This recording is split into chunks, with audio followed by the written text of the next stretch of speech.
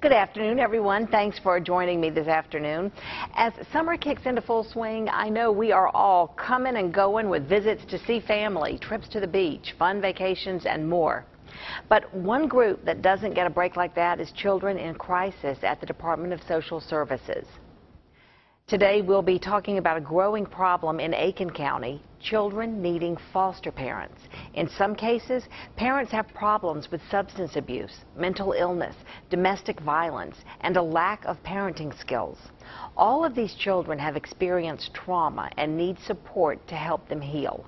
Samantha Bryant-Hart will join me in a few minutes to discuss the need for foster parents right here in the CSRA.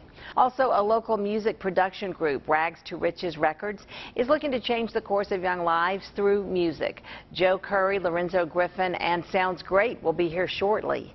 But first, New York Times bestselling author Mary Alice Monroe is coming to the Garden City next week as part of the Augusta Author Series Luncheon, presented by realtor Kelly Brands. The award-winning writer will be discussing her new novel, Beach House for Rent. That's the final book in the Beach House series. It's coming up next Tuesday, June 27th at Abel Brown's Southern Kitchen and Oyster Bar in Surrey Center. Doors open at 11:30. A three-course lunch will be served. The bar will feature specialty cocktails and drinks, and also some nice wines. Tickets are limited and can be purchased online. The price is $62, which includes lunch and a signed book, and lunch with no book is $36. Don't go away. We'll be back with a discussion about the tremendous need for foster parents in Aiken County and ways you can help after the break. Well, you don't know. Welcome back, everyone.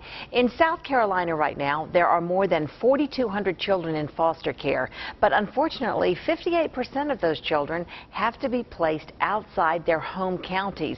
That separates them from their schools, their churches, their friends, and their support systems. In Aiken County, some 70 children are in foster care, but there are only 42 licensed foster homes. Would you consider fostering? This is a youth formerly in foster care who says, "We need your love and concern to heal and to truly feel like part of the family. Show us trust so that we can learn to trust you." That's an important thing that happens in foster homes. Deborah McKnight is a foster parent in Florence County. She says, "I think about what this child can become. Don't think of the negative situation they came from. Think of the future and that chance for you to give them love and guidance and care." Samantha Bryant-Hart is a human service specialist from Aiken's office of the DSS office, I should say. And Samantha, you're here to talk to us about the importance of fostering today. And it's something you've been doing for a couple of years, placing foster children in families. Is that right? That's right. I've been placing children for about 2 years now and working with foster families in Aiken County. You have a push going on right now with the Department of Social Services to increase families. And what are some of the things that you're doing to help reach those numbers? We're reaching out to the local communities. We're looking for foster parents. We're speaking in churches. We're going to schools. We've done a lot of different things to just reach out to the community and ask people and talk to people about the need for foster parents in Aiken County. And right now in Aiken County, we have actually 79, as of June 1st, we have 79 children in regular foster care and only 41 homes to meet their needs. So that means 49% of children in regular foster care are placed outside of Aiken County.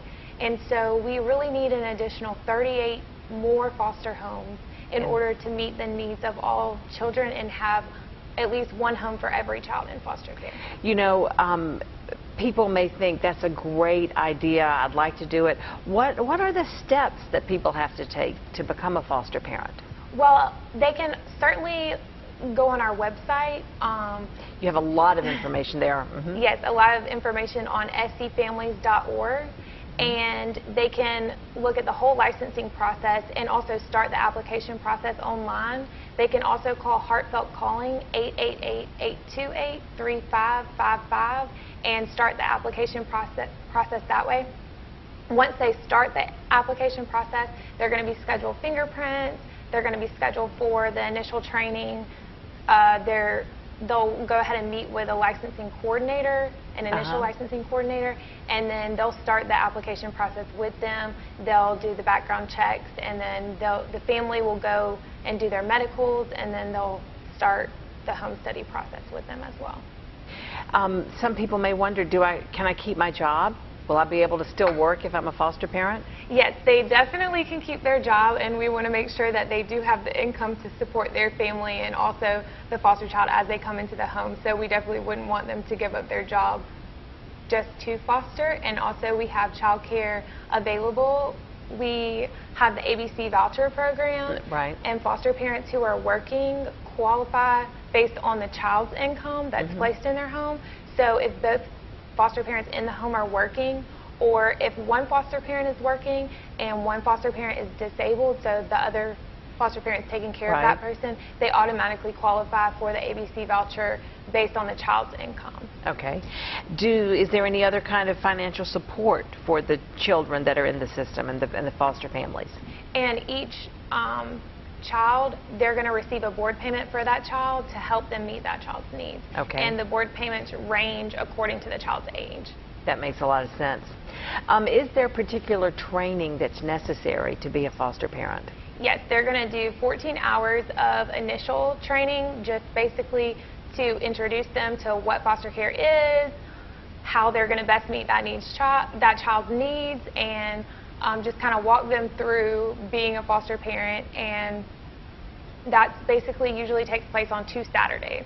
So 7 hours on one Saturday and 7 hours on another Saturday. Okay. And that's just the initial training. And then during the 2-year licensing period, so they're going to get licensed for a 2-year period. And then during that 2-year period, they're going to do follow-up training. Each foster parent is going to do 28 hours of continuing education in order to get new information to the foster parents about, they can do CPR, they can do first aid, or they can do trauma-related training so they can learn more about how trauma impacts children and things like that.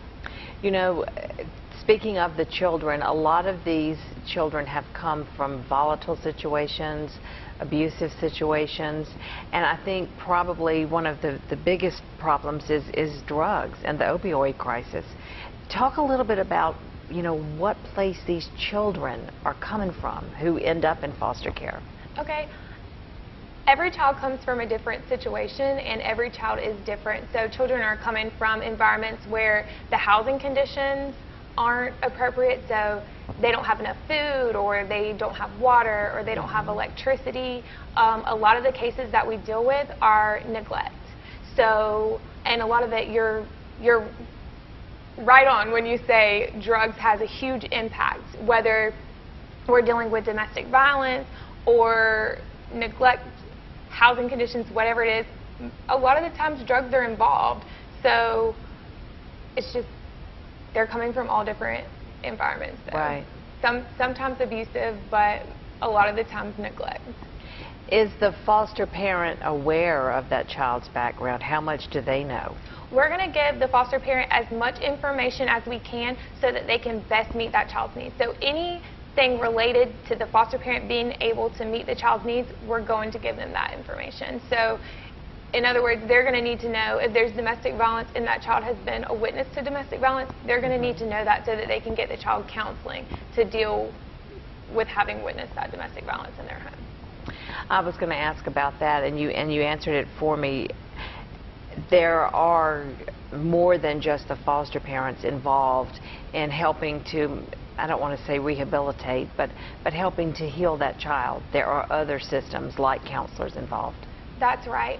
They're going to be involved with the caseworker, with us as the family support coordinators, and then there's counselors, medical providers, the Child Advocacy Center for forensic interviews. There's a lot of resources within the community to help meet that child's needs. Okay. Okay. What happens then if it's a very successful matchup and that foster parent wants to adopt the child? Well, our goal is, of course, always reunification with their family. So, of course, always we're going to pursue keeping that family together and bring the child back to their biological family. But if that's not if we're not able to do that and the child becomes legally free for adoption, a lot of times the foster family is going to adopt the child. If the foster family wants to adopt the child and also they can best meet that child's needs. So in other words, if the child is placed in their home but they also have siblings, we would first, of course, want the siblings to be adopted together. Right. So it always depends. I'm not going to say, you know, of course they can adopt the child. Each situation's different. Yeah, every situation's going to be different, and it's always going to be child focused. So whatever's in the best interest of that child is what we're going to try to pursue. Have you witnessed just really good outcomes in the time you've been doing this with fostering? Definitely. Whether the foster family is able to connect with the biological family and be an awesome role model for them and see that child. So that can happen. The foster family can eventually meet the birth parents and all. It does happen, and a lot of times it works out really awesome for both the foster family, the biological family, and the child. So when they're able to work together to meet that child's needs, that's really what we want to see happen. And sometimes it doesn't happen like that. Sometimes the child just really connects with the foster family, and the biological family isn't able to do what they need to do to get that child back into their home, and the foster family is able to adopt the child. But we have really great outcomes all the time. We see really awesome things happening with the foster family. Now, one of the things that you will see when you go to the website, and all the information will be on the Jennie page on our website, wjbf.com. You can find it there. But you see the children who are in regular foster care, and then some that are special needs foster care. How do you differentiate that? And is there additional, families might not be matched with a special needs child if they aren't equipped for that? That's correct. The children that are considered special needs, they're going to meet a certain criteria to be considered special needs, whether it be based on their mental health needs or their physical needs. It just depends on the child. And then families are licensed through private agencies as therapeutic foster care providers, and there's different levels of therapeutic foster care providers, and depending on the child's needs, they're going to be placed in a different level of care. But basically, they're going to have a lot more training in order to meet that child's needs, and they're going to be reimbursed differently, so they're going to receive a different board payment, and they're going to be required to have more documentation. So when they're giving that child their medication, everything like that, there's just a lot more to it. There's more training, there's more documentation, there's more traveling and things like that to different medical providers or mental health providers. All right. Well, Samantha, you have given us such important information, and again, just think about it. About half the